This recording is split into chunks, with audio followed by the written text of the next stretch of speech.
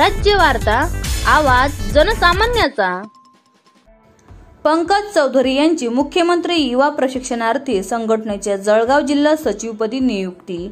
केंद्रीय राज्यमंत्री रक्षाताई खडसे आणि रावेर मतदारसंघाचे आमदार अमोल जावळे यांचे विश्वासू पाडला तालुका रावेर येथील रहिवासी पदवीधर आघाडी भाजपा जळगाव पूर्व जिल्हा समन्वयक पंकज चौधरी यांची मुख्यमंत्री युवा प्रशिक्षणार्थी संघटनेच्या जळगाव जिल्हा सचिवपदी नियुक्ती करण्यात आली।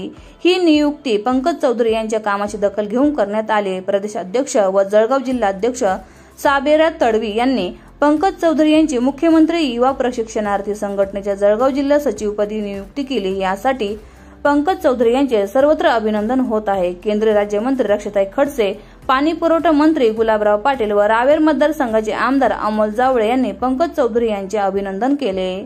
स्वराज्य वार्तासाठी किरण पाटील, मुक्ताईनगर, जळगाव।